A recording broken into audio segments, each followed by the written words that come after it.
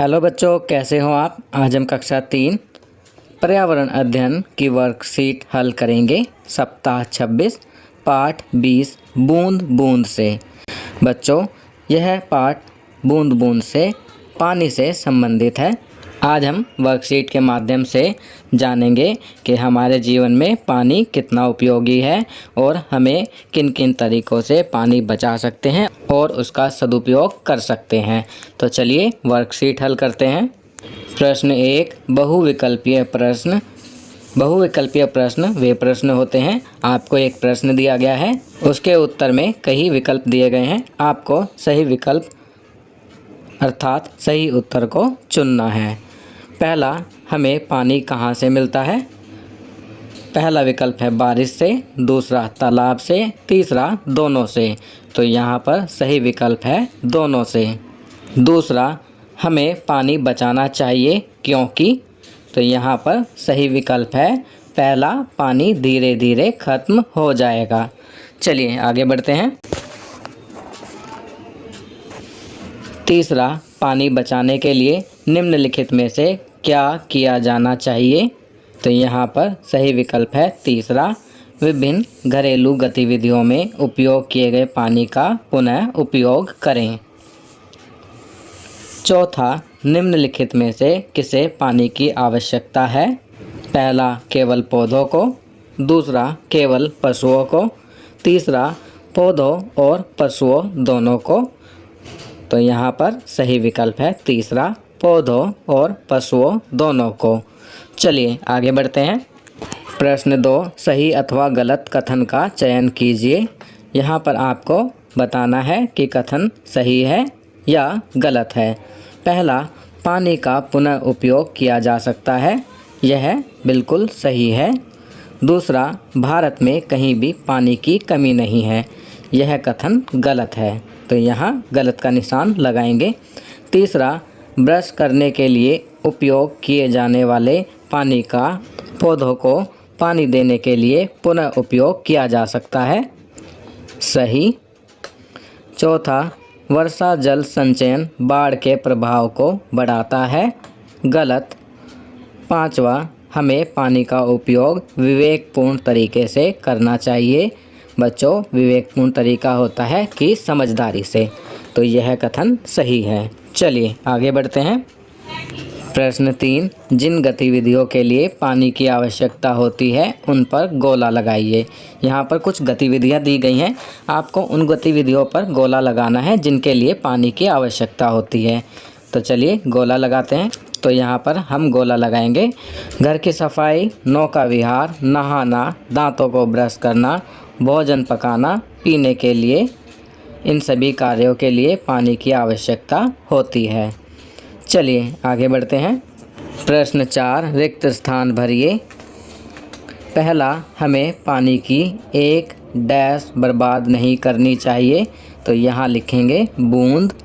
दूसरा, पृथ्वी की सतह का लगभग 3/4 भाग डैश से ढका है। तो यहाँ लिखेंगे पानी। तीसरा, सभी डैश के लिए पानी आवश्यक है। तो यहाँ लिखेंगे जीवों व पौधों, सभी जीवों व पौधों के लिए पानी आवश्यक है। चलिए अगला प्रश्न करते हैं। प्रश्न 5, पानी बचाने के कुछ तरीके सुझाइए। तो बच्चों, इस प्रश्न का उत्तर आप स्वयं लिखेंगे।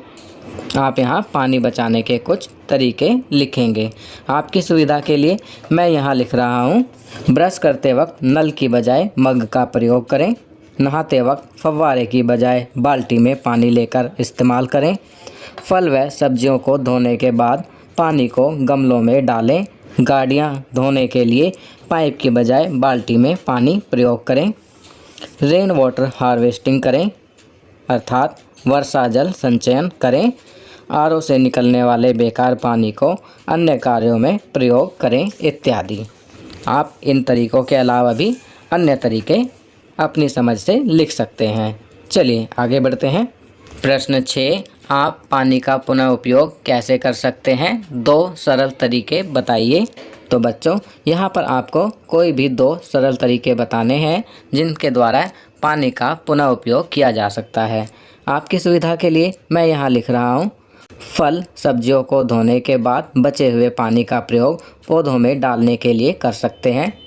दूसरा, आरओ से निकलने वाले बेकार पानी का प्रयोग अन्य कार्यों जैसे साफ सफाई, गाड़ी धोना इत्यादि में कर सकते हैं। बच्चों, आप इनके अलावा अन्य तरीके भी लिख सकते हैं। चलिए अगला प्रश्न करते हैं। प्रश्न 7, भूमिगत टैंक पानी की टंकी का चित्र बनाइए। तो यहाँ पर आपको भूमिगत टैंक अथवा पानी की टंकी का चित्र बनाना है। यह कार्य आप स्वयं करेंगे। आपकी सुविधा के लिए मैंने चित्र लगा दिया है। चलिए आगे बढ़ते हैं। जीवन कौशल सप्ताह 26। समस्या आने पर मदद पाने के लिए पुलिस के संपर्क नंबर, अग्निशमन विभाग, बच्चों के कल्याण समिति आदि के नंबर। हमें दैनिक जीवन में किसी भी समस्या का सामना करना पड़ सकता है। हमें प्रतिकूल परिस्थितियों में खुद को शांत रखने के लिए विषय में जागरूक होना चाहिए और समाधान के लिए सकारात्मक दृष्टिकोण रखना चाहिए। किसी विशेष समस्या से निपटने के लिए समस्या को सुलझाने हेतु आवश्यक कौशल और जानकारी की आवश्यकता होती है। चलिए आगे बढ़ते हैं। हमें समस्या के संदर्भ में विशेष नंबरों, संसाधनों का उपयोग करना चाहिए। इन नंबरों पर झूठी कॉल करके हमें कोई शरारत नहीं करनी चाहिए, अन्यथा हम इसके लिए जवाबदेह होंगे। चलिए अब छात्रों के लिए गतिविधि करते हैं। छात्रों के लिए गतिविधियाँ। प्रश्न 1, पुलिस और अग्निशमन विभाग के हेल्पलाइन नंबर क्या हैं? तो यहाँ हम लिखेंगे पुलिस 100-100 पुलिस के लिए। अग्निशमन विभाग का हेल्पलाइन नंबर है 101-101। प्रश्न 2, यदि कोई आपको बुरे स्पर्श के रूप में स्पर्श करता है तो आपके शिक्षक या माता पिता कौन सा हेल्पलाइन नंबर डायल करेंगे? तो इसका उत्तर लिखेंगे 1098,